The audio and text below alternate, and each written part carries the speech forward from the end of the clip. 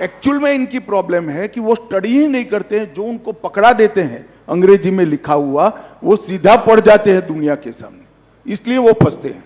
अभी बात कर रहे थे कि एक शक्ति है जिसके खिलाफ वो लड़ रहे हैं और उसको मोदी जी ने उस पर हमला किया और कहा कि ये नारी शक्ति का अपमान है, इसको आप कैसे देखते हैं? देखिए, उनको ना हमारी परंपराओं का जानकारी है, ना हमारी परंपराओं का सम्मान है।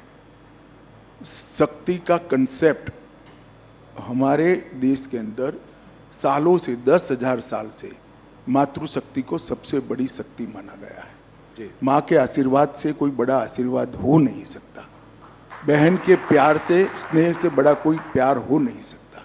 उनको मालूम नहीं है क्या बोल रहे हैं। मोदी जी के साथ इस देश की मातृशक्ति चट्टान की तरह खड़ी है और राहुल जी के कहने से कोई फर्क नहीं पड़ता। और मैं तो अभी 2-3 दिन में जितना भी फील्ड में बात हुआ है, सभी जगह से देश भर की महिलाओं ने ठाना है कि शक्ति का परिचय इस बार राहुल गांधी को जरूर कराना है चुनाव में।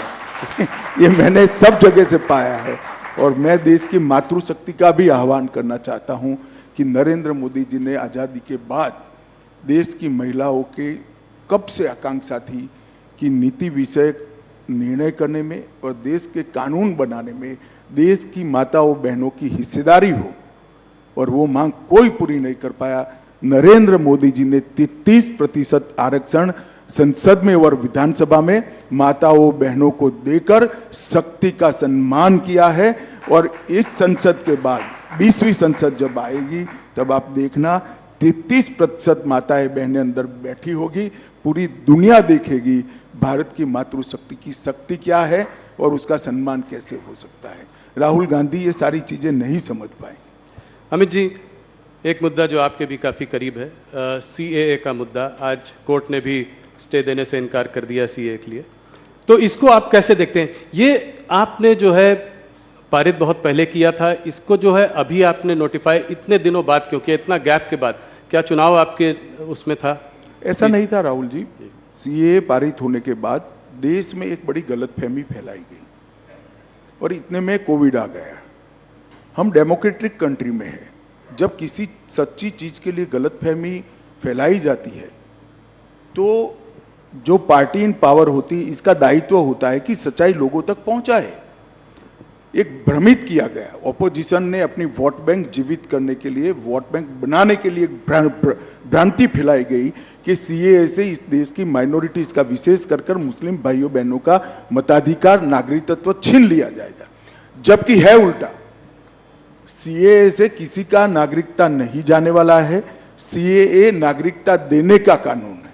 सिख, बौद्ध, जैन, क्रिश्चियन, हिंदू, जो सारे भाई 3 देशों से प्रताड़ित होकर आए हैं, वो सालों से यहां बैठे, उनके पास नागरिकता नहीं है, उनके नाम से संपत्ति नहीं खरीद सकते, सरकारी नौकरी नहीं ले सकते जी। किस प्रकार से इनका जीवन व्यतीत होगा?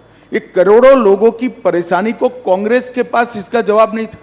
वो अपनी वोट बैंक की पॉलिटिक्स में ही मशगूल थे और पूरी भ्रांति फैलाई कि CAA थे देश से मुसलमानों की नागरिकता चली जाएगी।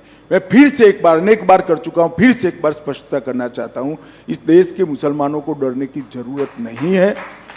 CAA नागरिकता लेने का कानून ही नहीं है, नागरिकता देने का कानून है।